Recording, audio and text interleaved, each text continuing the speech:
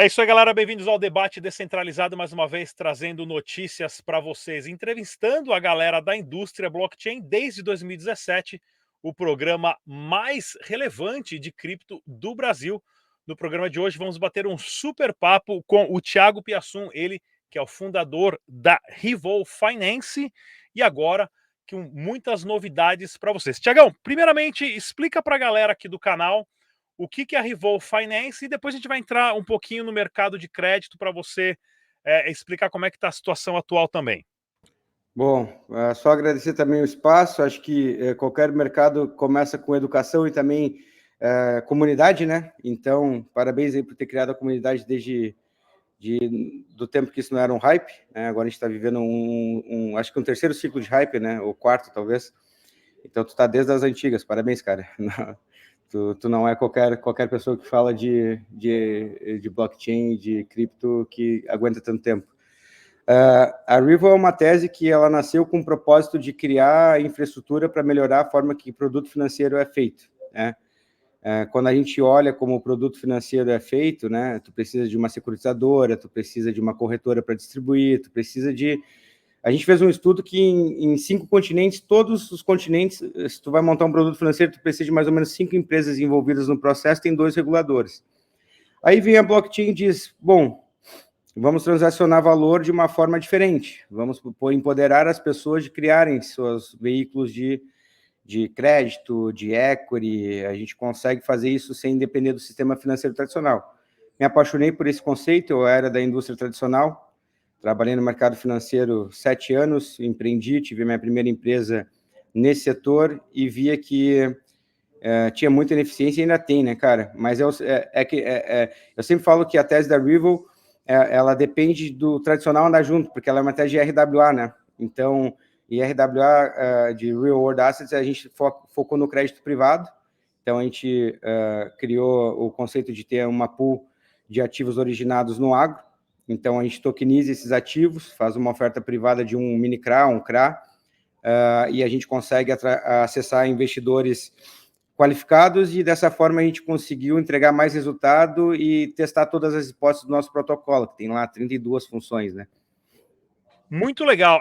Primeiramente, como é que está o mercado de crédito no Brasil? Porque, tirando o Estado que está cada vez mais gordo, tentando cobrar imposto o máximo possível, briga de Banco Central com juros, pagando o maior juros do planeta, se eu não me engano ainda. Dólar era para estar quase 9, 10 reais. Como é que está o mercado de crédito e da pessoa que conseguiu juntar um dinheiro e tem ele pronto para investir?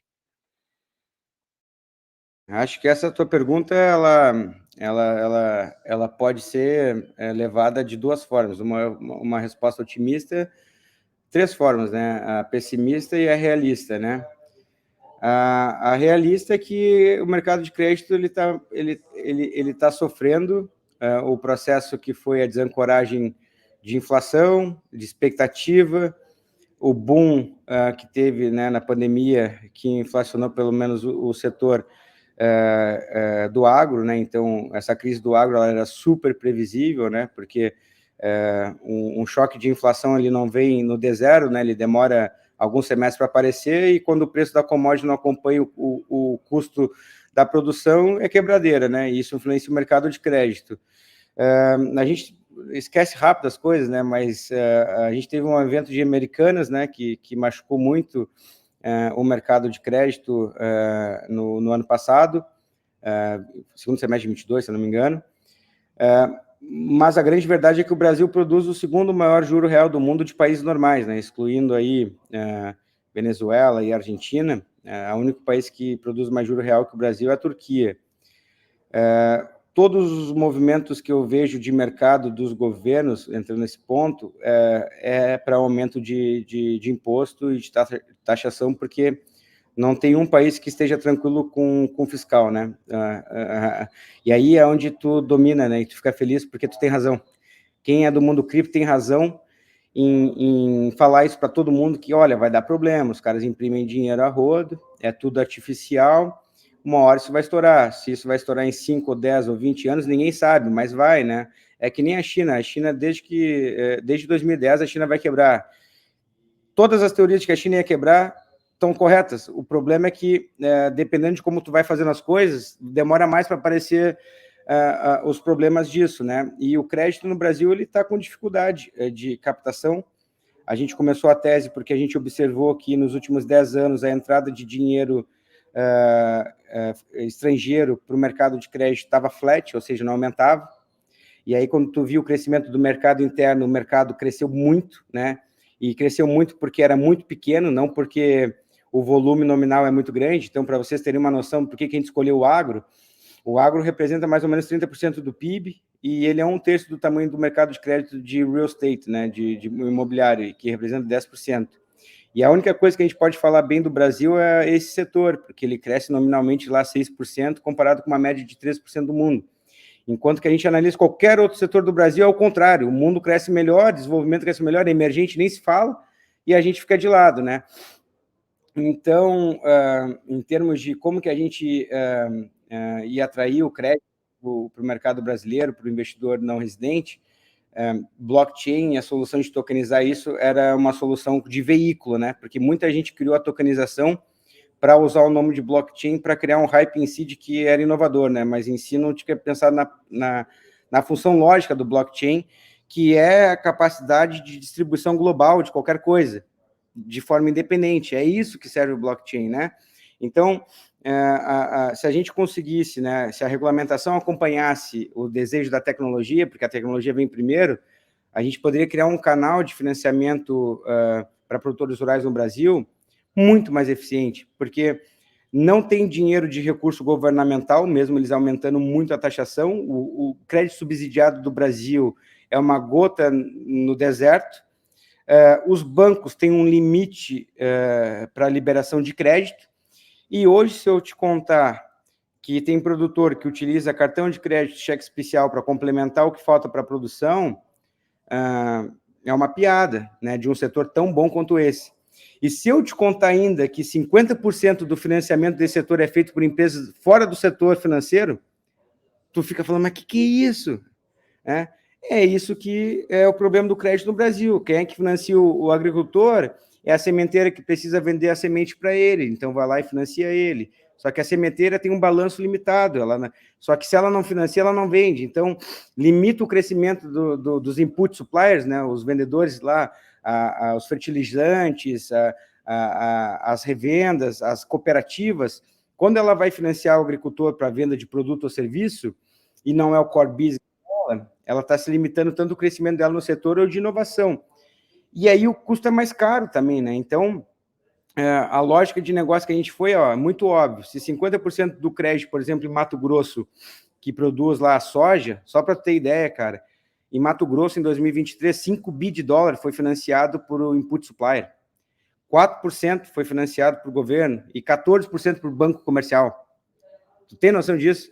Aí, os juros é gigantesco, cara, que eles estão pagando lá. 2% ao mês, mas bota aí. Ou seja, o mercado de crédito no Brasil tem uma oportunidade de crescimento já digitalizado no blockchain gigante. No caso de vocês, qual blockchain vocês escolheram, por quê, para a construção de token RWA, que, para quem não sabe, também explica para a gente rapidamente o que é um token RWA, que são de ativos reais existentes, né? Mas diga lá. Bom, vamos lá. A gente começou essa pesquisa de qual protocolo ia usar sem receber grants de chains que normalmente pagam, né, para desenvolver projetos nelas, e a gente escolheu ir por um caminho de liberdade de escolher a chain que a gente acreditava bastante, né? Então a gente trabalha com a Polygon, a gente conseguiu criar abstração de custo, a gente foi para fora do mercado para entender como é que os gringos estão fazendo isso.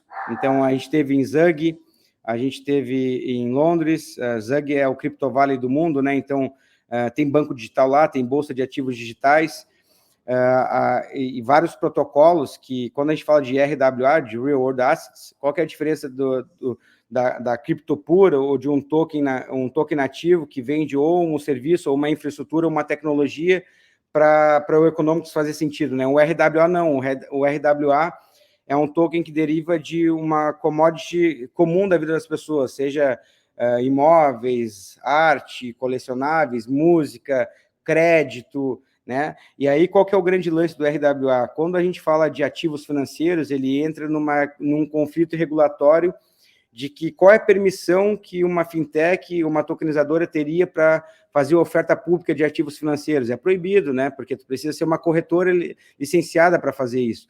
Então, muito da solução tecnológica que está no mercado hoje, que a gente poderia explorar muito, que é o quê? Um indiano abrir conta na minha plataforma, eu faço o AML e o Knower Client dele, ele conecta a MetaMask dele ao wallet dele, me envia o SDC para a carteira da pool que compra os ativos de crédito no Brasil, comprou os ativos, o rendimento vai para a pool, na wallet da pool, a wallet da pool, os smart contracts pagam os dividendos proporcionais para quem tem um token, o cara está ganhando yield acima da média, de 9% a 12% em dólar, que é o que a gente consegue de taxa hoje do crédito brasileiro no setor agrícola, e o cara está na Índia, entendeu? Ele não precisou abrir uma conta internacional de investidor qualificado, ele não tem...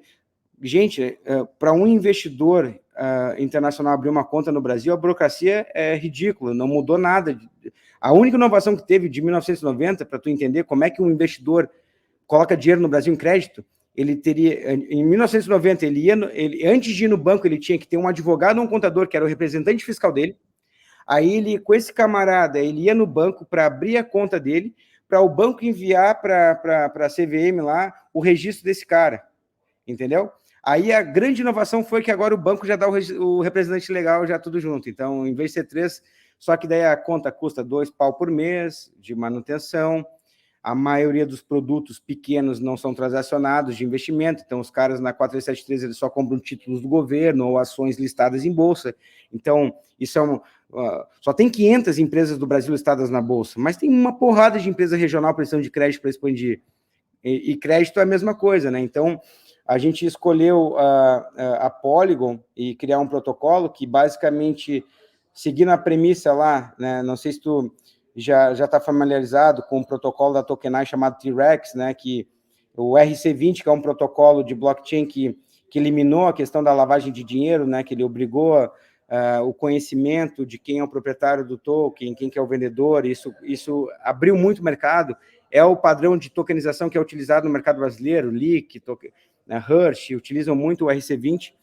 Aí tinha uma empresa em Zug, né, e lá fazendo RWA de crédito privado utilizando o T-Rex. Daí a gente viu que esse protocolo tinha funções que davam mais segurança ainda pelo token. Análise de risco, registro de garantias. Pô, peraí, isso é quase um ativo de crédito, só que nativo na blockchain. Se eu tenho garantia, análise de risco, dados do emissor, dados do comprador, aí a gente falou, tá, mas e aí as regras de pagamentos? As regras de pagamentos existem, mas dá para melhorar? Monitoramento de risco. Daí a gente começou a criar nosso projeto. O nosso projeto se chama Smart Token para a parte de protocolo. O nome da empresa é Rival Finance, mas o protocolo, que a gente tá em processo de registrar ele na Ethereum e tudo mais, esse Smart Token, ele basicamente vai fazer uma função de monitoramento de risco do crédito. Então, se a gente fez um crédito privado do agro, na fazenda a gente vai ter um monitoramento por satélite se a plantação está em time ou não. Se tem default, a gente vai ter asset management dentro do token, né, que vai ser o gestor da pool, que ele vai fazer o relatório mensal para dizer se tem algum problema nesse ativo tradicional, e isso vai estar todo fazendo o track dentro do token, numa UX simples, né? Então, a gente trouxe toda uma experiência de crédito privado para a blockchain, cara. Agora é ter liberação regulatória para conseguir transacionar isso, ou a gente vai ter que seguir um caminho de um ICO, né? Vender como infraestrutura e entender que o mercado regulatório vai andar de um jeito e a tecnologia ainda anda de outro. Hoje a gente consegue trabalhar de forma ofertas privadas para investidores qualificados e todo mundo está indo para a CVM 88, né? Para fazer oferta pública, né? Usando o crowdfunding como ferramenta regulatória para fazer oferta de tokens, né? De crédito, por exemplo. Excelente. Dá para a gente um exemplo, estou colocando aqui o site no ar para o pessoal dar uma olhadinha, um exemplo de como que se tokeniza uma fazenda de milho ou sem cabeça de gado. Quem que vocês já pegaram de cliente que vocês podem falar aí e dar como exemplo, explicando como que você faz para atrelar 100 kg de milho para 100 token, Como é que funciona isso? Bom, vamos lá. Bota ali se puder clicar ali no How It Works, acho que a galera vai poder ver ali. Então, basicamente, o Real World Assets é um pouco frustrante para quem é full cripto, tá? E tu vai ficar pensando, porra, que merda, é muito tradicional para mim isso aqui. Ah, que saco. A gente brinca que a gente tenta ser amigo das duas comunidades, da comunidade cripto e da comunidade tradicional. Por quê? Porque quando eu falo de um ativo real, cara, e quando a gente fala de crédito, existe um processo que tu passa por um setor que tu escolhe, então a gente escolheu ali o Brazilian Agrobusiness, aí tu tem a figura que origina o crédito. Quem que é esse cara que origina o crédito? São as pessoas que têm um contato com os produtores rurais ou até aqueles input suppliers, que são que as revendas que financiam, né, os produtores para vender os seus produtos. Esses caras que têm a documentação e a informação se esses produtores são bons pagadores ou não. Então, primeiro, eu acesso, através de uma revenda de semente, por exemplo, 1.000 produtores de uma vez só que estão demandando crédito. O que eu preciso fazer é o quê? É um sistema de análise de risco que a gente desenvolveu o proprietário, que filtra o que é um crédito adequado ou não. Aí está falando, pô, só está me falando do processo tradicional, cara, está parecendo um banco isso aí, calma. Uma vez que o processo de risco é feito, essa demanda de crédito ela é empacotada com as garantias. Essa demanda de crédito pode ser um produtor que financiou, por exemplo, a produção da fazenda dele, da produção de soja, por exemplo, e a garantia é a própria produção da soja, mais alguma garantia dele pessoal. E aí ele pega o dinheiro para comprar as coisas que ele precisa para investir na produção agrícola dele e paga para nós um juros mensal. Isso já é prática do mercado. Daí tu vai pensar, porra, cara, crédito privado não é legal, né? Porque vocês ficam cobrando taxa alta das pessoas, né, cara? No final do dia, o investidor quer a maior taxa possível e no outro lado, o tomador do crédito quer pagar a menor taxa possível, né? O que equaliza essa conta? Sempre vai ser o risco e a maturidade do mercado. Então, quando a gente olha, por exemplo, o mercado de imóveis, tu vai ver que os juros já não é tão uma loucura assim para tu financiar o teu imóvel, né? Porque é um mercado já conhecido. Estou botando entre parênteses que não é uma loucura, né? Mas pelo menos é mais normal tu entender o financiamento imobiliário. Não é 2% ao mês, não é 3% ao mês, como 4% ao mês, como a gente vê em alguns casos. Como a gente consegue fazer essa análise de risco usando inteligência e tecnologia, o meu custo para analisar o crédito diminui muito, entende? Então, eu consigo cobrar menos do produtor, porque eu tenho uma eficiência que um banco talvez não tenha. Não estou dizendo que o banco não sabe fazer crédito. Mas por que os bancos não emprestam dinheiro para um produtor pequeno? Porque o custo para analisar um empréstimo de 1 milhão é o mesmo para analisar um crédito de 100 mil, entendeu? Então, o cara de 100 mil nunca acessa o mercado de crédito, e por isso que ele paga mais caro. Qual que foi a grande sacada da Rival?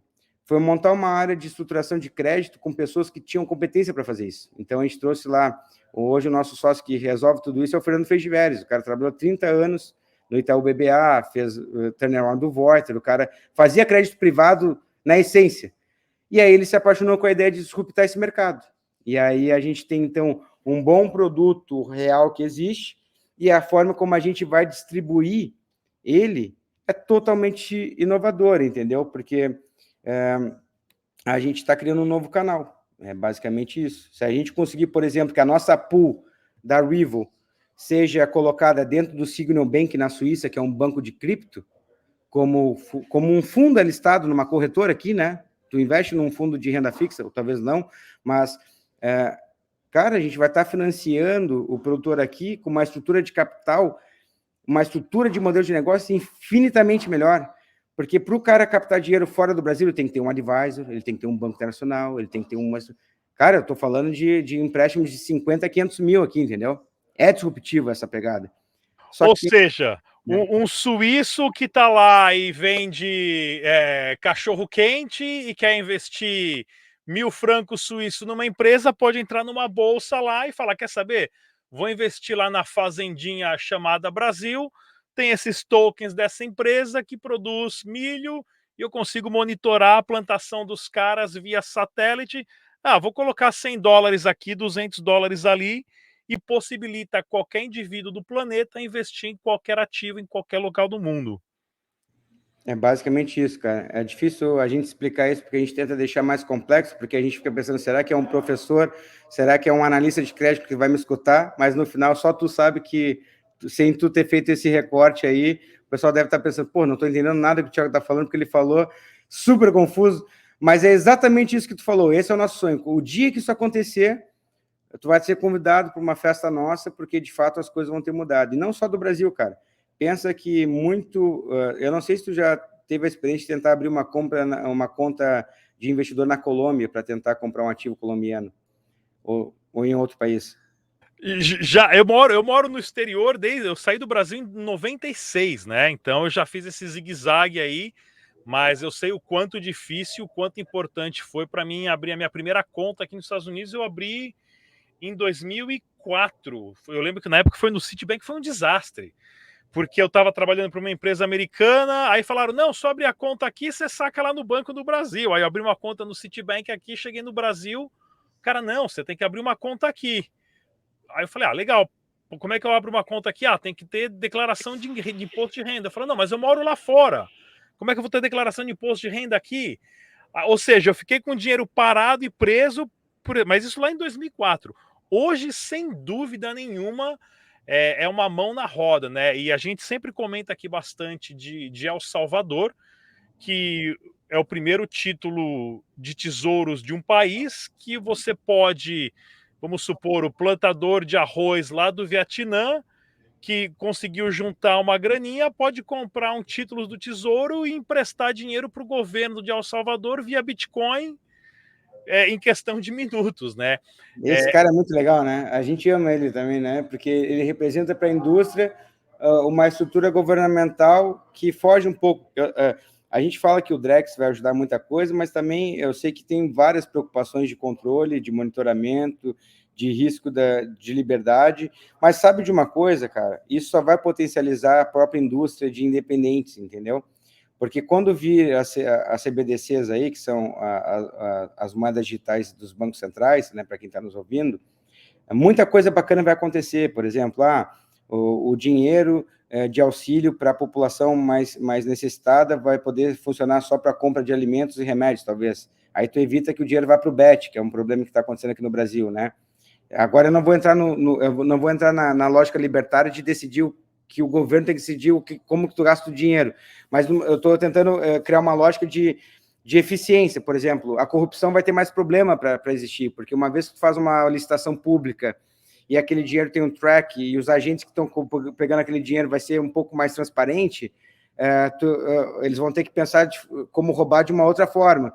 Mas, ao mesmo tempo, talvez tu possa instigar um governo que, caso tu não concorde com as ideias dele, ele congele tuas contas e tu não tem mais como pagar tuas contas, né? Então, eu acho que isso vai ser um grande impulsionador da indústria independente. E aí a gente vai ver com essa dicotomia. E agora, cara, se a gente pensar no mundo atual, a gente não tem nenhum dos melhores mundos, porque enquanto não acontecer, enquanto as pessoas não entenderem esse problema do controle, e isso for uma coisa de early adopter, que é eu e tu, e o pessoal do cripto, que o pessoal acha que é meio esquisito, e tem essa preocupação, enquanto a minha mãe não entender esse negócio, não vai, o mundo cripto não vai explodir. É early adopter, né? Agora, quando o meu padeiro perceber, porra, se eu não gostar do governo e ele poder pegar e congelar todo o meu dinheiro, então aí o cara vai pensar, pô, eu preciso ter Bitcoin, eu preciso ter uma moeda que me fuja disso. Aí eu acho que vai ser legal isso, entende? Porque a gente vai ver até onde que a democracia existe ou não, né? Já está acontecendo e está acontecendo mais rápido do que eu esperava. Tiago, o que vocês têm aí? Qual que é a carta da manga agora da Rivol que vocês estão planejando? O que tem de lançamento? O que está acontecendo aí? Cara, a gente ficou entre as 100 startups mais Twatch, aí foi uma coisa legal. A gente teve num evento em Dubai agora, a gente passou 2 semanas em Dubai, porque a gente tem uma visão de ter uma base na Europa, uma base na Ásia, ou Middle West, uma base nos Estados Unidos e uma no Brasil, né? E aí a gente foi conhecer Dubai e depois agora a gente vai para Singapura para entender como é que eles recebem um latino lá, né? Porque tem essa questão cultural. Não só de negócios, né? Porque não adianta tu trazer o melhor do produto do mundo e tu não conseguir implementar isso com os parceiros certos, né? O que a gente está fazendo agora, cara, é que a gente vai, a gente lançou a nossa prova de conceito com recurso próprio, a gente alocou 20 milhões em um CRA, que foi originado com um parceiro do agro. Isso fez com que a gente validasse o nosso modelo de negócio. A gente vai abrir agora, a gente fechou também uma parceria de 50 milhões que a gente vai poder divulgar daqui a pouco, de um institucional que vai fazer o funding de uma outra pool, né, que é uma pool de crédito privado também, então isso é bem legal. E aí, uma vez que isso acontecer, cara, a gente vai ter muito mais credibilidade para tentar fazer essas parcerias com investidores institucionais lá fora, porque todos os grandes bancos estão investindo em projetos de ativos digitais, porque é o futuro da indústria, né? A tokenização, só que é aquela coisa do Spotify, tu vai dar risada agora, né? O Spotify, ele só deu certo quando as gravadoras compraram o Spotify. Então, o que a gente enxerga aqui, que infelizmente talvez não seja a Revol ou qualquer outra fintech ou startup que consiga implementar um padrão de tokenização que a indústria use.